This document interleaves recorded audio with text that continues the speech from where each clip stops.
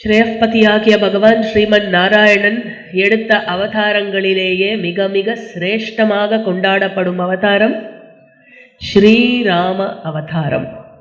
அதற்கடுத்தது அவருடைய அவதாரங்களில்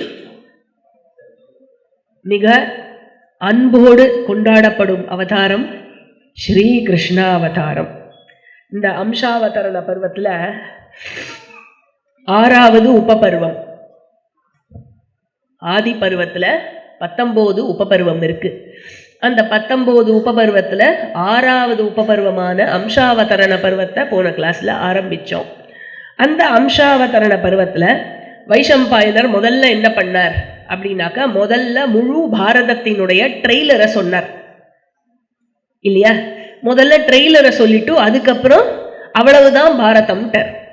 உடனே ஜனமேஜயராஜா என்ன கேட்டார், இப்படி மணி சுருக்கமா சொல்லிட்டேளே, எனக்கு மனநிறைவு ஏற்படவில்லை, விரிவாக சொல்ல வேண்டும் அப்படின்னு கேட்டார். விரிவாக சொல்லும் பொழுது என்ன பண்ணார், அந்த விரிவாக சொல்லும் அந்த விஷயத்தை உன் நேரத்தை ஒதுக்கிக்கொள் அப்படின்லாம் சொல்லிட்டு என்ன பண்ணார்னா, படத்தை ஆரம்பிக்கிறதுக்கு முன்னாடி என்ன போடுவா, ரிலீஸ் பண்றதுக்கு முன்னாடி ட்ரெய்லர் வரும். படம் ஆரம்பிக்க போறதுன்னா என்ன வரும், டைட்டில்ஸ் வரும். அதுவும் நடிச்சவா பேரு எல்லாரு பேரையும் அதுல போட மாட்டான். பெரிய படமா இருந்தா என்ன பண்ணுவா அப்படின்னாக்கா, முக்கியமானப்பட்டவர்களினுடைய பெயர்களை முதலில் போட்டுவிட்டு அதுக்கப்புறம் போக போக போக போக மற்றவா பேரெல்லாம் சொல்லுவா இல்லையா? அந்த மாதிரி இந்த அம்சாவதரண பருவத்துல முக்கிய கதாபாத்திரங்களின் பெயர்களையும் அவர்களினுடைய ஜனனத்தையும் பற்றி அவர் சொன்னார். அதுல சத்யவதி பிறந்தது, உபரிச்சர வசுவுக்கு சத்யவதி பிறந்த கதையை சொன்னார். அப்புறம் பராசரர் மூலமாக பகவான் வேதவியாசரை அவள் ஈன்றெடுத்த கதையை சொன்னார். அப்புறம் வசுக்களின் அம்சமாக பீஷ்மர் பிறந்ததை சொன்னார். அதுக்கப்புறம் ஆணிமாண்டவியர் தர்மதேவதையை கோபத்துடன் நீ பூமியில் பிறப்பாய் அப்படின்னு சொல்லி அந்த தர்ம தேவதையின் அவதாரமாக பூமியில் பிறந்தவர் தான் விதுரர் அப்படிங்கிறத சொன்னார். அதுக்கப்புறம் சூத்த குலத்துல சஞ்சயனும் கவல் கணனின் மகனாக சஞ்சயனும் அதுக்கப்புறமா கர்ணனும் பிறந்தார்கள். சூத்த குலத்தில் சூத்த குலத்தை சேர்ந்தவர்கள் அப்படின்னு சொன்னார். சூத்த குலம் என்பது சூத்ர குலம் இல்லை, இரண்டும் வேறுபட்டது அப்படிங்கிறத நம்ம பார்த்தோம். அதாவது மெயினா 4 வர்ணம் இருக்கு இல்லையா, பிராமண, வைஷ்ய, க்ஷத்ரிய, சூத்ர. இதுல ஒரு பிராமண தாய்க்கும் ஒரு க்ஷத்ரிய தந்தைக்கும் பிறந்து வரும் மகன் மகள் அவர்களில் இருந்து வருவதுதான் சூத்த வம்சம் அப்படின்னு பார்த்தோம். ஆகவே சூத்தர்கள் எப்படி இருப்பார்கள் அப்படின்னாக்க, பிராமணர்கள் சத்துவகுணத்தில் மேலோங்கியவர்கள், க்ஷத்ரியர்கள் ரஜோகுணத்தில் மேலோங்கியவர்கள். இவா 2 பேருக்கும் பிறந்த குலம் எப்படி இருக்கும்னாக்க சத்துவம் அண்ட் ரஜஸ் மேலோங்கி இருக்கும். அதனால தான் இந்த குலத்தை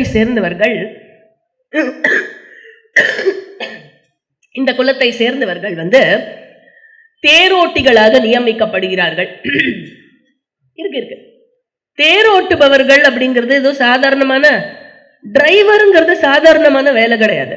நீங்க நம்ம ஊர்ல பஸ் டிரைவர்ஸ் எல்லாம் பார்த்துருக்கீங்களோ, அந்த ஒரு சின்ன இடத்துல, இதுல ஏற்கனவே நம்ம ரோட்ஸ் எல்லாம் சின்னது, இதுல மெட்ரோ வேற கட்டி பாதி ரோடுக்கு மேல அடைச்சிருக்கோம். இப்படி வந்து அப்படி திருப்புவா தெரியுமா? என்ன டைமிங், அந்த ஸ்பேசிங் அவளுக்கு தெரிஞ்சிருக்கணும். அத்தனை பேரோட உயிர் அவ கையில இருக்காக்கும். பஸ் டிரைவர்ஸா இருக்கட்டும், ஐஆர்சிடிசி என்ஜின் டிரைவர்ஸா இருக்கட்டும், நம்ம போற இண்டிகோ ஏர்லைன்ஸோட பைலட்ஸா இருக்கட்டும், இவர்கள் எல்லாம் செய்யற வேலை சாதாரணமான வேலை இல்லை. இதுவே சாதாரணமான வேலை இல்லை என்று சொன்னால் ஃபைட்டர் ஜெட்டை ஓட்டுற பைலட்டோடைய பணி எப்படி இருக்கும், அந்த மனோநிலை எப்படி இருக்க வேண்டும், எவ்வளவு கட்டுப்பாடு உடைய மனோநிலையாக இருக்க வேண்டும், வார்ஷிப்பை நடத்துற அந்த கேப்டன் அவருடைய மனோநிலை எப்படி இருக்க வேண்டும், இதெல்லாமே சூத்த தொழில் இல்லையா? ஏன்னா ஒரு வாரியருக்கு வாரியராகவும் இருக்கணும். ஒரு சேரியட்டர், ஒரு தேர்ப்பாகன் என்பவன் வாரியருக்கு வாரியராகவும் இருக்கணும். அட் த சேம் டைம் எந்த இடத்துல எப்படி வண்டியை ஓட்டிட்டு போனோம் அதுவும் தெரிஞ்சிருக்கணும். அப்புறமா எங்கேயோ இருப்பா, தெரியும்ல, தேர் சும்மா நம்ம இந்த ஹாலோட பிரெத்துக்கு இருக்கும் ஒரு தேர். அதில் எஜமானன் ஒரு இடத்துல இருக்காருன்னா அங்கே ஒரு இடத்துல இருப்பார்ல, அதுக்கு முன்னாடி குதிரைகள், அதுக்கப்புறம் இந்த தேர்ப்பாகன், நல்ல டிஸ்டன்ஸ் இருக்கும் இல்லையா. என்ன பண்ணுவாளாம், சக்கரம், அந்த கொடை, அதுக்கப்புறம் சீட்டு, அதுக்கப்புறமா கீழே சேரியட்டரோட சீட்டு, அதுக்கப்புறம் குதிரைகள், அப்படி இருக்கும் தேர். அந்த எஜமானன் என்ன பண்ணுவாராம், அந்த சேரியட்டரோட தேர்ப்பாகனோட தோள் மேலே காலை வச்சுட்டு அவளுக்கு அடையாளம் இருக்குமா, எப்படி அழுத்தினா எப்படி ஓட்டணும் வண்டியை அப்படின்னு. ஸோ இந்த குறிப்புகளையும் புரிந்து ஓட்ட வேண்டும். ஏன்னா அங்கே பேசினா கேட்காது இல்லையா, இந்த குறிப்பு, ஏன்னா அவ்வளோ சத்தமாக இருக்கும். இந்த குறிப்புகளையும் புரிந்து ஓட்ட வேண்டும். அது மட்டும் இல்லை, அவ்வப்பொழுது எஜமானனுக்கு கூற வேண்டிய அறிவுரைகளையும் கூற வேண்டும். இப்படி இருக்கணும்னா அந்த பர்சனோட மனசு சத்துவத்திலும் மேலோங்கி இருந்தால்தான் செய்ய முடியும். அப்படிப்பட்ட தொழில் அது. இன்னொரு சைடு ஆஃப் சூத்தகுலம் எப்படி இருக்கிறவான்னா, ராஜாக்களுக்கு கதை சொல்லும் பௌராணிக வம்சம். நம்ம உக்ரஸ்ரவ சௌதி போல, ரோமஹர்ஷனர் அவருடைய மகன் உக்ரஸ்ரவ சௌதி அவர்களை போல் பௌராணிகர்களாக இருப்பவர்கள். ஸோ இந்த மாதிரி ஒரு இதெல்லாம் எங்கே சொல்லப்படுகிறது, இந்த உபவர்ணங்கள்லாம் எங்கே சொல்லப்படுகிறது அப்படின்னாக்க, நம்ம போன கிளாஸில் பார்த்தோம், யாக்ஞவல்க்ய ஸ்மிருதியில் சொல்லப்படுறது. இந்த மாதிரி ரொம்ப இன்ட்ரெஸ்டிங்காக 1-2 விஷயங்கள் இருக்குது. இதில் இதோட ரிவர்ஸ் இருக்கு இல்லையா. சூதன் க்ஷத்ரிய அப்பாவுக்கும் பிராமண அம்மாவுக்கும் பிறந்த குலத்தில் வந்தவன். இதோட ரிவர்ஸ் பிராமண அப்பாவுக்கும் க்ஷத்ரிய அம்மாவுக்கும் பிறந்த குலம் மூர்தாபிஷிக்த குலம் அப்படின்னு பேர். மூர்தாபிஷிக்தன் அப்படின்னாக்க, ராஜாக்கு அடுத்தது எவன் ஒருவன் தலையில் அபிஷேகத்தை தாரணை செய்து கொள்வதற்கு யோகிதை கொண்டவனோ அப்படின்னு அர்த்தம். அவெல்லாம் ராஜாக்கு அட்வைசர்ஸா இருக்கிற அந்த குலம். ஸோ நீங்க விசேஷத்தை பார்த்தேன்னா, அவ எடுத்துக்கிற ரோல் அப்பாவினுடைய தர்மத்தில் வர ரோலா இருக்கும். இந்த மூல அப்பாவினுடைய தர்மத்தில் வர ரோலா இருக்கும். அவளுக்கு கிடைக்கிற மரியாதை இருக்கு இல்லையா, அம்மாவினுடைய குலத்தில், மூல அம்மாவினுடைய குலத்தில் கிடைக்கிற மரியாதை மாதிரி. இந்த மாதிரி அவ்வளவு அழகா அமைக்கப்பட்டுள்ளது. அதே மாதிரி ஒரு வைஷ்ய அப்பாக்கும் சத்திரிய தாய்க்கும் பிறப்பதுக்கு பேரு மூலகா அப்படிங்கிற குலம். இவர்கள் வைஷ்ய அப்பாக்கு பிறந்ததுனால they will be very good in communication. சத்திரிய அம்மாக்கு பிறந்ததுனால அந்த ராஜதந்திரங்கள், அந்த ராஜ்யம், அந்த அட்மினிஸ்ட்ரேஷன் விஷயம் இவளுக்கு நல்லா தெரியும். அதனால இவர்கள் எல்லாம் இந்த எக்ஸ்பேட்ஸ், டிப்ளமேட்ஸ், ஸ்டேட் கம்யூனிகேட்டர்ஸ் அவர்களாக நியமிக்கப்படும் குலம் இது. இந்த மாதிரி ரொம்ப பியூட்டிஃபுல்லா நம்மளுடைய வர்ண அமைப்பு இருந்தது. ஸோ இதுல என்ன சொல்லப்பட்டது அப்படின்னாக்க, கர்ணனுடைய விஷயத்தை சொல்லிட்டு அதுக்கப்புறம் கிராண்ட் டைட்டில், அதாவது அந்த பெரிய பேரில் போடுவாள்ல ஹீரோவோட பேரை, அது மாதிரி சூப்பர் ஸ்டார்லாம் போடுவாள்ல, அந்த மாதிரி போடுற மாதிரி பகவான் கிருஷ்ணனை இன்ட்ரடியூஸ் பண்ணார். வசுதேவருக்கும் தேவகிக்கும் பிறந்தார் அப்படிங்கிறத இன்ட்ரடியூஸ் பண்ணார். அதற்கு பிறகு சாத்தியகியும் கிருத்தவானனும் பிறந்தார்கள். அதுக்கப்புறம் சாத்தியகி சத்யகா அப்படிங்கிறவருக்கும், கிருத்தவான் ஹிருதீகா அப்படிங்கிறவருக்கும் பிறந்தார். பரத்வாஜரினுடைய விந்துவானது என்ன ஆச்சா, குடத்தில் வளர்க்கப்பட்டதாம்.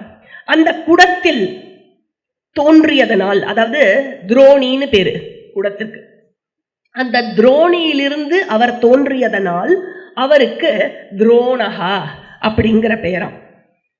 கௌதம கோத்திரத்தை சேர்ந்த சரத்வானன் என்ற ரிஷிக்கு, என்ற பிராமணருக்கு, அவருடைய விந்துவானது நாணல் தண்டில் விழுந்து, அந்த நாணல் தண்டில் விழுந்ததனால ட்வின்ஸ் பிறந்தாளாம்.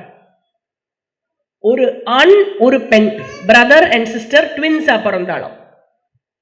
அந்த பையனுக்கு பேரு கிருபகா, பொண்ணுக்கு பேரு கிருபி.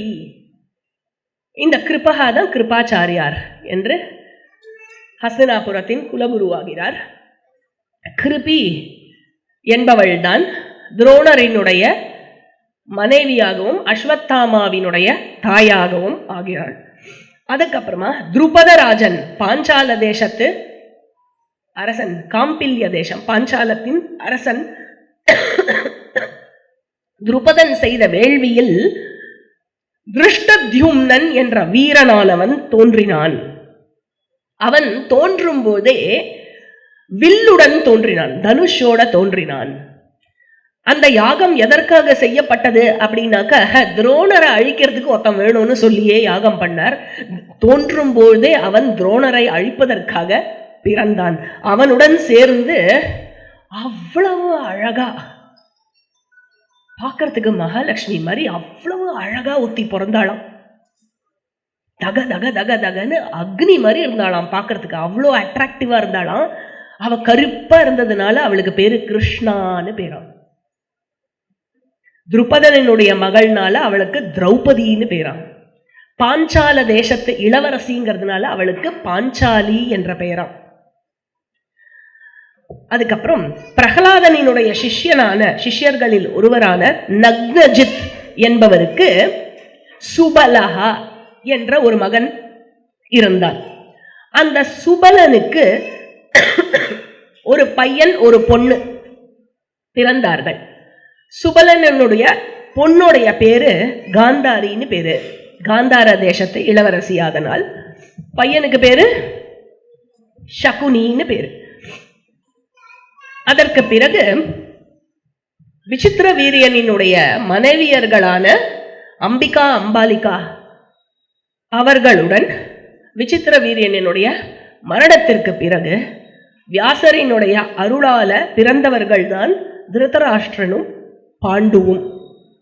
அதுக்கப்புறம் சூத்ர வருணத்தில் சேர்ந்த ஒரு தாசிக்கு பிறந்தவர் தான் விதுரர்.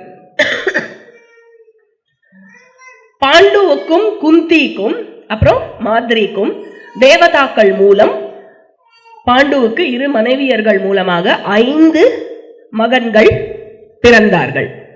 காந்தாரிக்கும் திருதராஷ்டிரனுக்கும் 100 மகன்கள் பிறந்தார்கள்.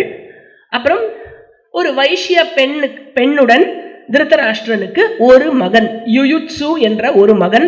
டோட்டலா எத்தனை மகன்? 101. அதுல வைஷம்பாயனர் சொல்றார் 11 பேர் மகாரதர்களாக இருந்தார்கள். துஷ்டாசனன், துஷகன், துர்மர்ஷனன், விகர்ணன், சித்ரசேனன், விவிம்சதி, ஜயன், சத்யவிரதன், புருமித்ரன், யுயுத்சு. இந்த 11 பேர் மகாரதர்கள். மகாரதர்னா யாரு தெரியுமோ? மினிமம் ஆர் ஆஃப் 10,000 ஆர் மோர். அத்தனை பேரை ஒரே ஒரு ஆள் அடிக்க முடியும். அப்படிப்பட்ட பராக்கிரமிக்கு பேரு மகாரதின்னு பேரு. இந்த 11 பேரும் மகாரதியாம். அந்த 101 அர்ஜுனனுக்கும் சுபத்ரைக்கும் பிறந்த ஒரு மாவீரன் யாரு? அபிமன்யு.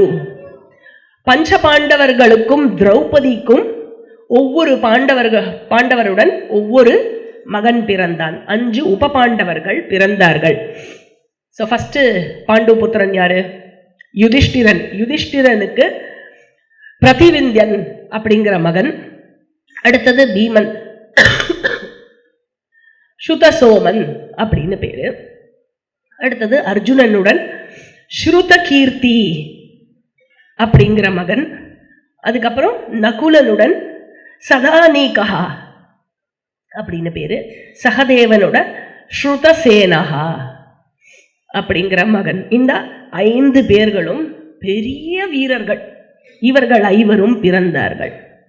துருபதனுக்கு திரௌபதியும் திருஷ்டத்யும்னனும் பிறக்கிறதுக்கு முன்னாடி ஒரு மகள் இருந்தாள். அவளுக்கு பேரு சிகண்டின்னு பேரு. அந்த சிகண்டி யுத்தத்துக்கு முன்னாடி ஒரு ஸ்தூன யக்ஷனுடன் அவனுடைய வரம் பெற்று அவனுடைய உதவியால் தன்னை ஆணாக மாற்றிக்கொண்டு யுத்தத்தில் கலந்து கொண்டாள். எதுக்கு? பீஷ்மரை அழிக்கிறதுக்கு இல்லையா? அதனால இந்த மாதிரி இதெல்லாம் சொல்லிட்டு வைஷம்பாயனர் சொல்றார், அப்பா எனக்கு இன்னொரு 1000 வருஷம் கொடுத்தா கூட இந்த பாரதத்தில் இருக்கிற எல்லா கேரக்டரையும் என்னால் எண்ணி சொல்லிட முடியாது அப்படிங்கிறார். இந்த வாரில் இருக்கிற பார்ட்டிசிபெண்ட்ஸ் இருக்கா இல்லையா, எத்தனை பேர் எக்ஸாக்டாக கலந்துண்டா அப்படிங்கிறத எண்ணி சொல்ல முடியாது அப்படிங்கிறார். அதுக்கப்புறம் ஜனமேஜயன் சொல்கிறார், எனக்கு எல்லாத்த பற்றின டீட்டெயில்ஸையும் முதல்லேருந்து சொல்லுவோம், இல்லை எல்லா கதையும் எனக்கு முதல்லேருந்து சொல்லுவோம். உடனே வைஷம்பாயனர் என்ன பண்ணுறார், பிரம்மதேவனை நமஸ்கரித்து நான் ஆரம்பிக்கிறேன், நீ என்ன கேட்க போகிறாயோ அது தேவர்கள் கேட்பதற்கு கூட ரொம்ப ரொம்ப ரேரான ஒரு விஷயத்தை நீ கேட்டிருக்க. ஜமதக்னியினுடைய மகன் பரசுராமன் இருந்தான். மகேந்திர மலையில் அவன் தபஸ் செய்தான். அதர்மத்துடன் இருந்த எல்லா க்ஷத்திரியர்களையும் கொன்றான்.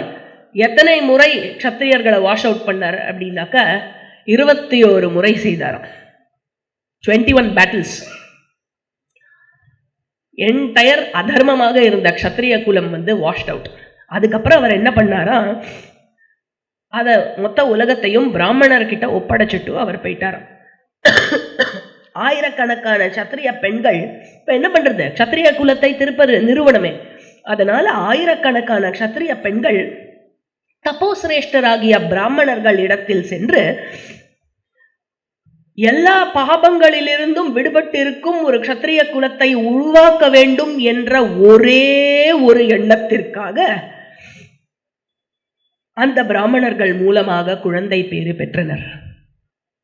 ஆக அந்த காலத்தில் வைஷம்பாயனர் சொல்றார் ஜனமேஜய ராஜா கிட்ட, ஹே ஜனமேஜயா, அந்த காலத்தில் ஆணும் பெண்ணும் பெண்ணினுடைய அதாவது மனைவியினுடைய பருவ காலத்தில் மாத்திரமே இணைந்தார்கள்.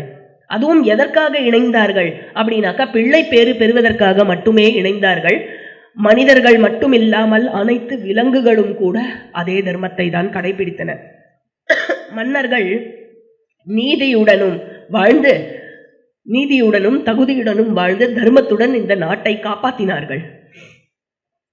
யாருமே அகாலத்தில் மரணிக்கவில்லை அந்த காலத்துல, அப்படி தர்மமாக காக்கப்பட்டதுனால. அப்புறம் டைரக்டா சொல்றாரு, there was no child abuse அப்படிங்கிறார். யாருமே கன்னி பருவம் எட்டாத பெண்ணுடன் கூடவில்லை. அதுக்கப்புறம் மாதம் மும்மாரி மழை பொழிந்தது. இந்திரதேவன் நன்றாக மழை பொழிந்தான். ஏன் பொழிய மாட்டான்? ஏன்னா அடுத்த வார்த்தை அவர் சொல்றாரே, எல்லா பிராமணர்களும் வேதத்தையும் உபனிஷத்துகளையும் படித்தார்கள். அதை விட ஸ்ட்ராங்கா ஒண்ணு சொல்றார், பிராமணர்கள் வேதத்தை விற்கவில்லை அப்படிங்கிறார். இப்படியே சொல்றார். அதுக்கப்புறம் சூத்ர குலத்தவர்களின் முன்னால் வேதத்தை சாண்ட் பண்ணி இந்த போட்டு காட்டுறது இருக்குல்ல, யாரு ஒருத்தர் படிக்கவில்லையோ அவர்களுக்கு அது இன்னும் எட்டவில்லை என்றால் அவர்கள் முன்னாடி சொல்லி காட்டி இந்த திமிர்த்தனம் காட்டுறது இருக்குல்ல, அந்த மாதிரி எல்லாம் பண்ணல. Everybody had compassion in their heart. அப்படிப்பட்டவர்களாக இருந்தார்கள். இப்படி இருந்தால் அந்த இடம் எப்படி இருக்கும்? அக்ரிகல்ச்சர் நல்லா இருக்கும் இல்லையா? எல்லா கிராப்ஸும் நல்லா விளையும். அதுக்கப்புறம் மாடு நல்லா கரெக்டா தீனி போட்டாலாம். மாட்டுக்கு தீனி போடுறதுல எந்த வஞ்சனையும் செய்யவில்லையாம். மாட்டுக்கு தீனி போடுறது மட்டும் இல்ல, அந்த கண்ணுக்குட்டி இருக்குல்ல, அந்த கண்ணுக்குட்டி பால் மட்டுமே உண்டு கொண்டு இருக்கும். அந்த காலத்தில் கொஞ்ச நாளைக்கு அது பாலை தவிர புல்லெல்லாம் சாப்பிடாது, பால் மட்டும்தான் சாப்பிடுவோம் அம்மா கிட்ட. அந்த டைம்ல பசு கிட்ட இருந்து வர பாலை மனிதர்கள் எடுத்துக்கொள்ளவில்லையாம். எப்ப கண்ணுக்குட்டி அவுட் சைடு ஃபுட்டும் சாப்பிட ஆரம்பிச்சதோ அப்பதான் அம்மா கிட்ட சுரக்கிற பாலை மனிதர்கள் எடுத்துக்கொண்டார்களாம். அப்படி இருந்தார்களாம், அறத்துடன் வாழ்ந்தார்களாம். ஔவையார் சொல்லுவாள்ல, வரப்புயர நீர் உயரும், நீர் உயர நெல் உயரும், நெல் உயர கோல் உயரும், கோல் உயர கோன் உயர்வான் அப்படின்னு. அந்த மாதிரி உயர்ந்து இருந்தார்கள். மக்களும் உயர்ந்து இருந்தார்கள், ராஜாக்களும் உயர்ந்து இருந்தார்கள், தர்மமும் உயர்ந்து இருந்தது. தவறான அளவீடுகள் கிடையாது. Nobody was playing foul. மெஷர்மெண்ட்ஸ்ல 1/2 கிலோனா 1/2 கிலோ தான் இருக்கும் இல்லையா? அப்போ கிலோவோ என்னவோ என்ன அளவோ படி அழகு, அதுதானே நம்மளோட ட்ரெடிஷ்னல் சிஸ்டம். ஸோ அதுல யாரும் ஏமாற்றவில்லை. அப்புறம் என்னாச்சா, கொஞ்ச நாள் கழிச்சு திதியிடம் இருந்து அசுரர்கள் பிறந்தார்களாம். அசுரர்கள் பிறந்ததிலிருந்து எல்லா ஹிம்சாவும் திருப்பி ஆரம்பிச்சுதான். பூமாதேவிக்கு பாரமாயிடுத்தான். எல்லா லோகபாலகர்களும் என்ன பண்ணார்களாம், என்ன பண்ணுவா, நேர பிரம்மாஜி கிட்ட போய் கம்ப்ளைண்ட் பண்ணாலாம். எல்லா தேவதாக்களும் லோகபாலர்களும் இப்படி அநியாயம் பண்ணிட்டு இருக்காளே. பிரம்மாஜி சொன்ன, நான் என்ன பண்றது, கிரியேட் பண்றது மட்டும்தான் என் டிபார்ட்மெண்ட், ப்ரொடெக்ட் பண்றது நீங்க வேற டிபார்ட்மெண்ட்டுக்கு போனோம், வாங்க நம்மளும் சேர்ந்து போவோம் அப்படின்னு எல்லாருமா சேர்ந்து வைகுண்டத்திற்கு போனார்களாம். போய் பகவானை நமஸ்கரித்து, ஏ பகவானே நீங்கள் அவதாரம் எடுப்பீர்களாக அப்படின்னு பகவானை நமஸ்கரித்து வேண்டினார்களாம். பகவானும் என்ன சொல்லுவார், அப்படியே ஆகட்டும், ததாஸ்து அப்படின்னு சொன்னாராம். இதோட அம்சாவதரண பருவம் முடிவடைகிறது. மொத்தம் 321 ஸ்லோகாஸோ என்னவோ இந்த பருவத்தில். இன்னைக்கு நம்ம பார்த்தது கிட்டத்தட்ட 78 ஸ்லோகாஸ் பார்த்துருக்கோம். திஸ் கம்ப்ளீட்ஸ் அம்சாவதரண பருவம். 6வது உபபருவம் முடிந்தது. அடுத்தது 7வது உபபருவம் அண்ட் த பிக்கெஸ்ட் உபபருவம் இன் ஆதி பருவா, சம்பவ பருவம். அம்சாவதரண பருவம்ல 300 odd ஸ்லோகாஸ்னு பார்த்தோம் இல்லையா. சம்பவ பருவம்ல எத்தனை ஸ்லோகம்னா அப்படியே 10 times 3000 ஸ்லோகங்கள் இருக்கு இந்த ஒரே உபபருவத்தில். 65வது அத்தியாயத்திலிருந்து 139வது அத்தியாயம் வரை 65 to 139 சாப்டர்ஸ் இந்த சம்பவ பருவத்தில் இருக்கு. இதுல முதல் 3 சாப்டர் இருக்கு இல்லையா, 65, 66 and 67. இந்த 3 சாப்டர்ல டைட்டில்ஸ் கண்டினியூ ஆகுது. அதுவும் சும்மா உங்க வீட்டு டைட்டில் எங்க வீட்டு டைட்டில் இல்லை. சிருஷ்டி காலத்திலிருந்து பகவான் ஸ்ரீமன் நாராயணனிடமிருந்து பிரம்மாஜி தோன்றி, பிரம்மாஜியிடம் இருந்து சப்தரிஷிகள் தோன்றி, சப்தரிஷிகளிடமிருந்து எந்தெந்த ரிஷி, அதுவும் பிரம்மாஜியினுடைய கையிலேருந்து யார் வந்தா, தோள்லேருந்து யார் வந்தா, மாறுலேருந்து யார் வந்தா, வலது கால்லேருந்து யார் வந்தா, இடது கால்லேருந்து யார் வந்தா, இந்த மாதிரி டீட்டெயில்ஸோட யாரு யாரை கல்யாணம் பண்ணிட்டு எந்த பார்ட் ஆஃப் த சிருஷ்டியை உற்பத்தி பண்ணான், இந்த மாதிரி ஃபுல் டீட்டெயில்ஸ், செடி கொடி தாவரங்கள் மிருகங்கள் இன்செக்ட்ஸ் முதற்கொண்டு மொத்த சிருஷ்டி எப்படி வந்ததுங்கிற டீட்டெயில்ஸ் 3 அத்தியாயத்துல 292 ஸ்லோகாஸ். இதுவே அத்தனை விவரம் கொடுக்கப்பட்டிருக்கு. இதுல சப்தரிஷிகள்ல இருந்து தேவர்கள், அசுரர்கள், யக்ஷர்கள், ராட்சசர்கள், அப்சரஸ், மனிதர்கள், மிருகங்கள், செடி கொடி தாவரங்கள் எல்லாத்தினுடைய பிறப்பும் டீட்டெயில்ஸும் இதுல அடங்கியிருக்கு. என்ன ஆகிறது, இதை சொல்லி முடிச்ச உடனே ஜனமேஜய ராஜா கேட்கிறார், தேவர்கள், தானவர்கள், ராட்சசர்கள், கந்தர்வர்கள், அப்சரஸ், கிண்ணகர்கள் இவர்கள் எல்லோருடைய பிறப்பை பற்றியும் இவ்வளவு டீட்டெயில்டா நீங்க சொல்லி நான் கேட்டு தெரிஞ்சுட்டேன். குரு வம்சத்தையோடைய தொடக்கத்திலிருந்து அந்த அரசமைப்பு, அந்த வம்சத்தை பற்றி நான் அறிய விரும்புகிறேன். ஹே மகரிஷியே, அதை இந்த துவஜர்கள் முன்னால் எனக்கு நீங்கள் சொல்வீர்களாக, எங்கள் அனைவருக்கும் நீங்கள் கூறுவீர்களாக அப்படின்னு ஜனமேஜயன் கேட்டதுக்கு வைஷம்பாயனர், ஹே பரத குல சிரேஷ்டனே, எப்படி அட்ரஸ் பண்றாரு பாருங்க. நெக்ஸ்ட் எதை பத்தி சொல்ல போறாருன்னு அவருக்கு தெரியும். எதை பத்தி சொல்ல போறார், பரத வம்சத்தை பத்தி சொல்ல போறார்.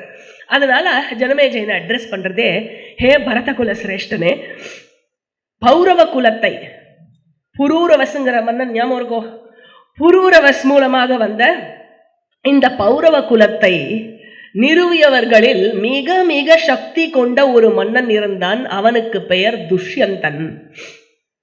அந்த துஷ்யந்தன் எப்படிப்பட்டவன் என்றால் எதிரிகளை ஒடுக்குபவன். அவனுடைய அரசாங்கத்தின் கீழ் 4 வர்ணத்தாரும் சிறப்புடன் இருந்தார்கள். அப்புறம் மொத்த நாடு இருக்குல்ல, அவனுடைய ஆட்சியின் கீழ் இருந்த நாடு 4 பக்கமும் கடல் சூழப்பட்டிருந்தது. அப்படிங்கிறார். அப்படின்னா என்டையர் கான்டினென்ட். ஏன்னா அதுவும் கிளியரா சொல்றார், மிலேச்ச நாடுகளையும் சேர்ந்து இவன் ஆட்சி பண்ணிட்டு இருந்தான் அப்படிங்கிறார். அந்த சைடு மிடில் ஈஸ்ட், யூரோப்பு எல்லாமே சேர்த்து துஷ்யந்தனுடைய கண்ட்ரோல்ல இருந்தது. எல்லாரும் இவனுக்கு அடியில் அந்தந்த ராஜாங்கத்தை நடத்தி வந்து இவன் தான் ஏகாதிபதியாக இருந்தான். 4 பக்கமும் கடல் சூழும் இந்த நாட்டிற்கு இவனே ஏகாதிபதியாக இருந்தான். எல்லா வர்ணங்களும் உபவர்ணங்களும் அவரவர் ஒழுக்கத்தை கடைபிடித்தவாறு அதை மீறாமல் வாழ்ந்து வந்தார்கள். அப்புறம் சொல்றாரு, மண்ணை உலர்தலையும் அப்புறம் இந்த மைன்ஸ்லேருந்து இந்த மெட்டல்ஸ் எல்லாம் எடுப்பால, உலோகங்களையும் ரத்தினங்களையும் எடுப்பார்கள்ல, இந்த 2 விஷயத்திலையும் யாரும் பூமியை துன்புறுத்தவில்லைங்கிறார். அதாவது எப்படி இருந்துதான் இந்த கோல்டு அதுக்கப்புறம் மற்ற ஜெம்ஸ் எல்லாம் தானாவே வெளிப்பட்டதாம். அப்புறம் ரொம்ப கஷ்டமே படாம நட்டானா தானா வளர்ந்துருமா, ரொம்ப உழுதெல்லாம் கஷ்டப்பட வேணாம். ஏன்னா தர்மத்தோடு அவன் ஆட்சி புரிந்தானாம். எல்லா பஞ்சபூதங்கள் கூட அவனுக்கு கட்டுப்பட்டது போல் இருந்துதான். அப்படி வந்து ஆட்சி நடந்தாம். என்ன சொல்றார், பாப்பம் செய்பவர்களே இல்லாமல் இருந்தார்கள் அவனுடைய ஆட்சி காலத்தில். யாருமே பாப்பம் செய்யவில்லை, அப்படி இருந்தார்கள். அப்புறம் எல்லா அறம் சார்ந்தோர்களும் அற நோக்கம் கொண்டவர்களாகவே இருந்தார்கள். ஏ ஜனமே ஜெயா, அன்பிற்குரியவனே, எப்படி யாருக்குமே கள்வர் பயம் இல்லையாம். யாரும் வந்து வீட்டுல இருந்து எடுத்துன்னு போயிடுவாளோங்கிற பயம் இல்லையா. ஒரு காலத்துல தாப்பாள் கூட இல்லாம இருந்ததா வீட்டுக்கு, தேவையில்லையா, இதுக்கு யாரு வந்து எடுத்துன்னு போறா, அந்த மாதிரி இருந்துதான். அண்ட் பஞ்சம் ஏற்பட்டு விடுமோ அப்படின்னு அதற்கு சார்ந்து நாளைக்கு எதுக்கும் இருக்கட்டும் அதை வச்சு வை அப்படிங்கிற பயம் இல்லையா யாருக்கும்.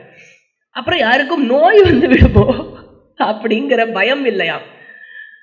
எல்லாரும் ஆரோக்கியமாக இருந்தார்களாம். சுவிருஷ்டி மட்டும்தான் இருந்ததாம். அதிவிருஷ்டியும் இல்லை, அனாவிருஷ்டியும் இல்லை.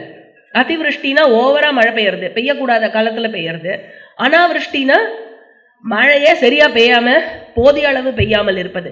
சுவிருஷ்டி அப்படின்னாக்க கரெக்டா அளவான சரியான காலத்தில் மழை பெய்வது.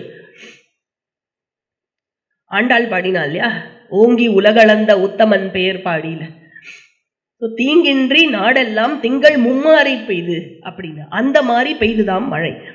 அதுக்கப்புறம் பூமியில் அனைத்து வகை செல்வங்களும் இருந்ததாம். எல்லா வகையான விலங்குகளும் கூட நிறைந்திருந்ததாம். எதுவுமே எக்ஸ்டிங்க்ட் எல்லாம் ஆல. இத்தனை ராஜாக்கள் வேட்டையாடினாலே அப்ப கூட எதுவும் எக்ஸ்டிங்க்ட் ஆல, எல்லாமே நிறைஞ்சிருந்தது. ஏன்னா ராஜாக்கள் தர்மத்தை கடைபிடித்தார்கள். அறத்திலிருந்து எப்பொழுது மனிதன் தவறுகிறானோ அப்பதான் இம்பேலன்ஸ் நடக்கிறது சிருஷ்டியில, அதை ஞாபகம் வச்சுக்கணும். அதுக்கப்புறம் ரொம்ப முக்கியமா இதெல்லாம் நல்லா அழுத்தி சொல்றார் வைஷம்பாயனர். பிராமணர்கள் எப்பொழுதும் தங்களுடைய கடமைகளில் ஈடுபட்டவர்களாகவே, அது மட்டும் இல்லை, எப்பொழுதும் உண்மை பேசுபவர்களாகவே இருந்தார்கள். அம்மாடியோ.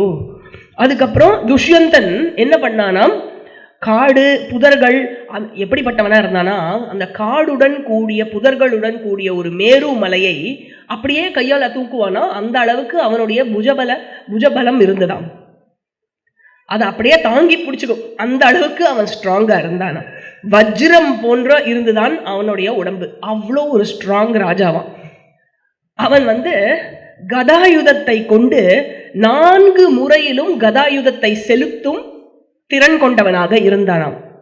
4 விதத்துல கதாயுதத்தை, என்னென்ன 4 விதம் அப்படின்னாக்க, தூரத்துல இருக்கிறவா மேல ஒரு கதை என்ன வெயிட் தெரியுமா, ஒரு கிரிக்கெட் பேட்டே நம்மளால தூக்க முடியாது. எங்க இந்த கதையை பத்தி சொல்றது இல்ல.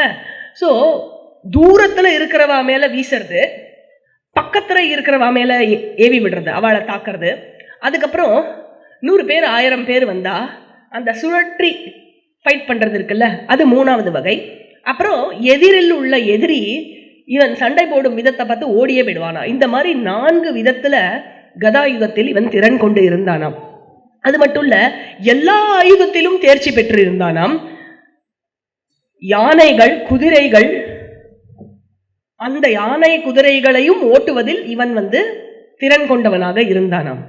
இவன் பார்க்கறதுக்கு எப்படி இருந்தானா அப்படின்னா, சாக்ஷாத் அந்த மகாவிஷ்ணுவையே பார்த்தா மாதிரி இருக்குமா, அப்படி இருந்தானா. அவனுடைய அட்ராக்ஷன்ல அவன் எப்படி இருந்தானா, அவனுடைய அந்த அந்த அந்த அந்த காந்தம் இருக்கு இல்லையா, அதுல வந்து இந்த பகலை உண்டாக்கும் திவாகரனை போல் இருந்தானாம். அவ்வளவு சூரிய தேஜஸ் பொருந்தியவனாக இருந்தானாம். அவனுடைய நிறையில் கடலை போல இருந்தானாம், பொறுமையில் பூமியை போல இருந்தானாம். அப்படிப்பட்ட ராஜா குடிமக்கள் அனைவராலும் பெரிதளவில் நேசிக்கப்பட்ட ஒரு மன்னனாக இருந்தான். அந்த ஏகாதிபதி தர்மத்துடன் தன் மக்களை காத்து வந்தான். இப்படி சொன்ன உடனே, அதாவது இதெல்லாம் ஃபுல்லா துஷ்யந்தனோட வீடியோக்கு யாரு ஜனமேஜயர் வாய்ஸ் ஓவர் கொடுத்துருக்கார். உடனே பசீன் திருப்பி ஹஸ்தினாபுரம் ஜனமேஜயன் கேட்கிறார்,